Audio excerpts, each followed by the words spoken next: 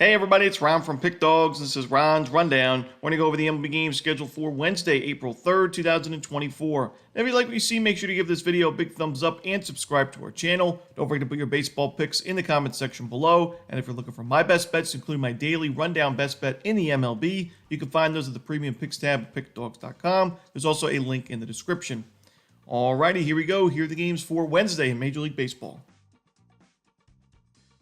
First up, we see the Cincinnati Reds taking on the Philadelphia Phillies. Frankie Montas and Zach Wheeler are your starters. Both starting pitchers were excellent in their first starts of the season. Neither of them gave up a run. Montas went 6 innings, shutout ball, 4 strikeouts, and no walks against the Washington Nationals in an 8-2 win. And then Zach Wheeler against one of the best lineups in baseball, the Atlanta Braves. 6 innings of work, shutout ball, like I said, no walks, 5 strikeouts. I would say Wheeler's performance was more impressive because of the team that he played in Atlanta. And, the Reds having to play Washington, one of the weaker lineups last year in the National League. I think Montas could have a nice season, but I don't think he's on the level of Zach Wheeler right now. And, he's been inconsistent the last couple of years, both with his performance, the injuries. I do think that Wheeler is the much better option in this game. The question is, will his lineup actually back him up this time? Will the bullpen actually back him up? I think they will. Like I said, I'm not too worried about this Phillies bullpen. Even though it's had its early season struggles, it was still one of the better pens out there last year. I think it'll improve. I think the lineup's going to be there for Wheeler. I'm going to go with the Philadelphia Phillies in this one, lay the 1.5 runs on the run line.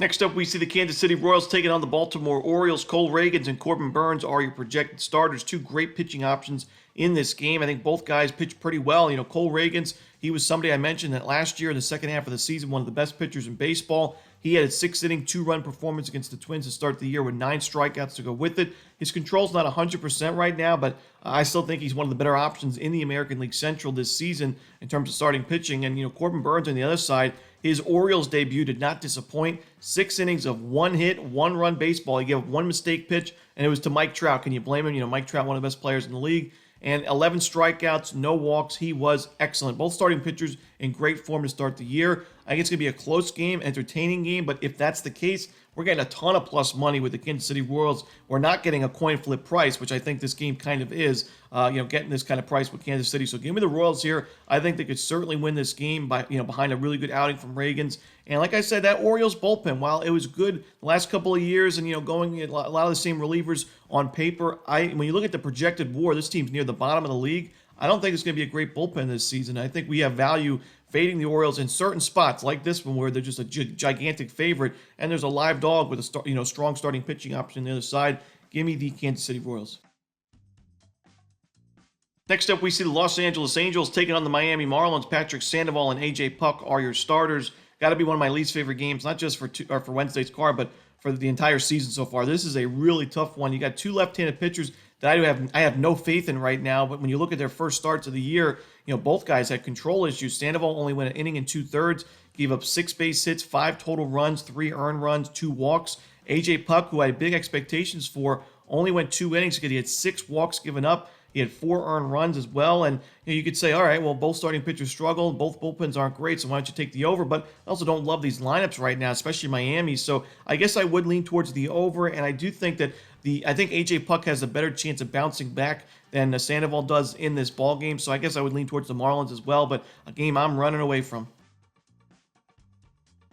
Next up, we see the Minnesota Twins taking on the Milwaukee Brewers. Chris Paddock and Joe Ross are your starters. This is going to be about the 6th or 7th game for most of these teams this season on Wednesday, but we still have a couple of season debuts in terms of starting pitching for this Wednesday card, and we see 2 of them in this game with Chris Paddock and Joe Ross. Joe Ross, somebody that hasn't pitched at the major league level since 2021.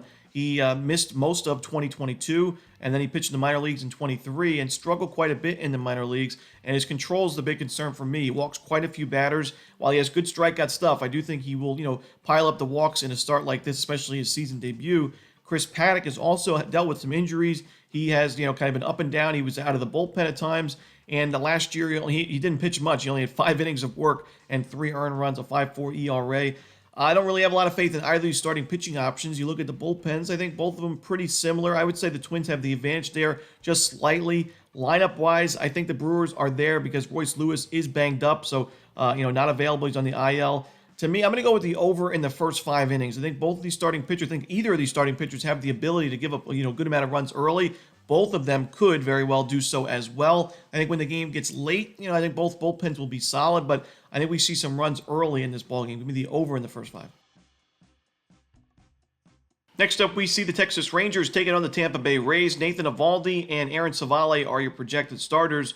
I mentioned that Aaron Civale is somebody that in his career, his big problem has been the home run ball. And while he pitched really well in that first game against the Blue Jays, no doubt about it, 6 innings of 1-run ball, he still gave up a home run in that ball game. And when you're facing a Rangers lineup that from top to bottom could go deep, any at bat could be a home run.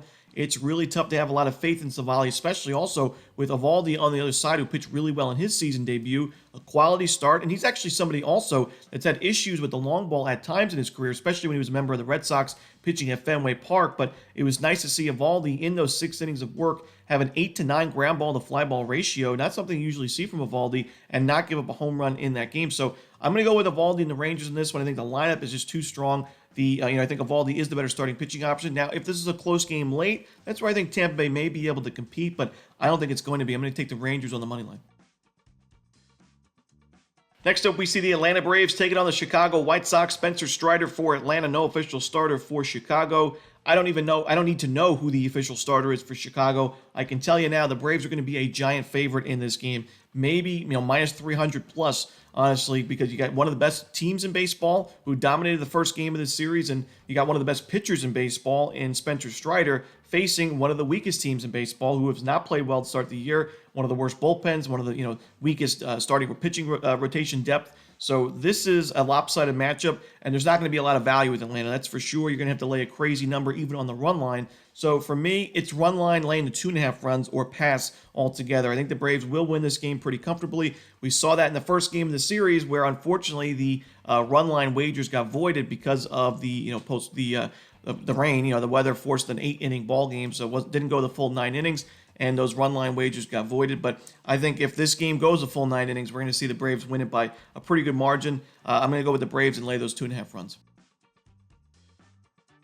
Next up, we see the New York Yankees taking on the Arizona Diamondbacks. We're going to see Carlos Rodon and Merrill Kelly as your starters.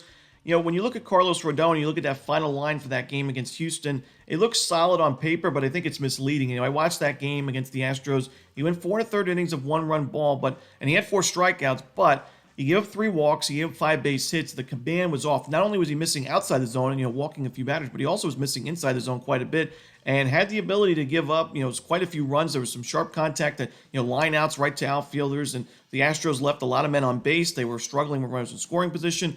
But I don't think that's going to be the case for long. I think Arizona, a team that's also hit lefties well to start the year. We saw him crush Kyle Freeland in that first game of the season.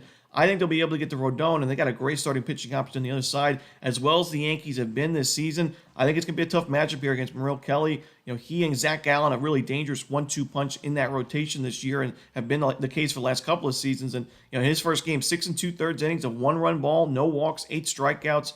The Yankees have been, they even though they were down, in a few of those games in the Astros series, they were able to make some comebacks. Maybe they can find some late magic here, but I don't think so. I think the Diamondbacks have a big enough lead early in this game to coast to a victory. I'm going to go to Arizona on the money line. Next up, we see the Boston Red Sox taking on the Oakland Athletics. We're going to see Nick Pivetta and Ross Stripling as your starters. I mentioned that we're going to have some spots here and there to take the plus money with the Oakland A's because they're still going to win 40 to 60 games by the end of the season. So there's going to be 40 to 60 opportunities to usually catch the plus money. I don't know how many times the A's are going to be favored this year. However, they're making it really tough for us because they sent down Esteury Ruiz to AAA, which makes absolutely no sense. He had a ton of steals last year. He was number 1 in the American League, 67 steals. I think they benched Brent Rooker in one of the games recently. So this team is actively looking to lose, it seems. And it's really tough to get there when you got Ross Stripling on the mound, who struggled quite a bit in his first game. 5 innings of work, 7 base hits, 4 earned runs, a homer. The Red Sox are playing pretty good baseball to start the year. It's early. It's the first couple of series. But Nick Pivetta, I mentioned, somebody I don't love backing at Fenway Park because he is somebody that's prone to give up a good amount of home runs. So at Fenway, a very hitter-friendly ballpark, it can be dangerous. But when he's pitching at stadiums like T-Mobile Park or facing teams like the Oakland Athletics, he should pitch well. And in that first game against Seattle, 6 innings of 1-run ball with no walks and 10 strikeouts. He's got good strikeout stuff. I got to go with the Red Sox in this one on the money line and run line on the road. Next up, we see the Cleveland Guardians taking on the Seattle Mariners. Logan Allen and George Kirby are your starters. George Kirby, another guy who really pitched well in his season debut. He was 6 innings, 6 2/3 innings of shutout ball with only 2 base hits and 2 walks. He had 8 strikeouts, no runs. It was a 1-0 Mariners win. And, the M's didn't give him a lot of run support in that game, but that's how good Kirby was. He was still able to get the W in that ball game. I think he pitches well in this spot, even though the Guardians do a good job of limiting strikeouts. That could be a little bit of an issue for Kirby, but I still think he has a strong outing.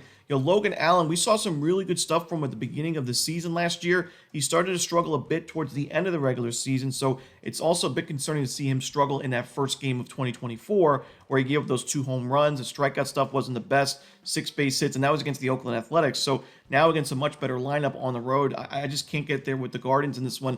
Like I said, the Cleveland Guardians are a very pesky team. They play small ball really well, but this matchup I don't think is beneficial to them, so give me the Mariners on the money line. Next up, we see the St. Louis Cardinals taking on the San Diego Padres. Zach Thompson and Joe Musgrove are your starters.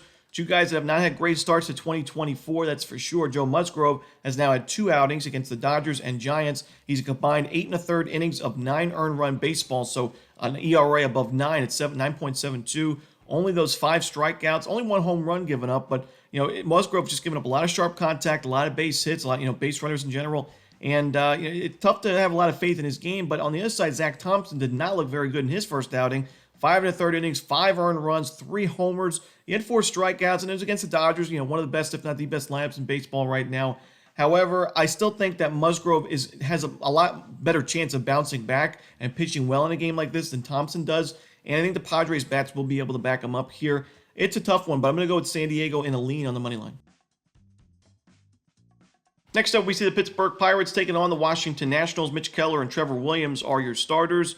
Now, we've seen the Pirates have some hot starts to seasons in recent years, and then they kind of fizzle out and end up, a little bit below 500 by the end of the season. But this team looks a little bit different. I think offensively, they're, one of their best lineups they've had in a while, and starting pitching-wise and bullpen-wise, there's some solid arms, and Mitch Keller's one of them. While he wasn't the sharpest in that game against the Marlins, I still think he's the better option in this ball game. And, Trevor Williams in spring training, 15 innings of work, 24 base hits, and 12 earned runs with 3 home runs to go with it. He's somebody that's really considered a pitch-to-contact guy. So while he had 15 strikeouts in spring and his control was there, he didn't give up a single walk. Giving up those 24 base hits and 3 home runs is not what you want to see from a pitch-to-contact pitcher. And I think the Pirates, who have been one of the hottest lineups in baseball to start the year, they should be able to get to Williams. And this Pirates bullpen, I think, has a big advantage in this series. We saw it in the first game of this series where it was a close game late, and the Pirates, took the game in the final innings. They did, 8-4 win. So I'm going to go with the Pirates in this game on the money line. Next up, we see the Colorado Rockies taking on the Chicago Cubs. Cal Quantrill for Colorado, no official starter for Chicago.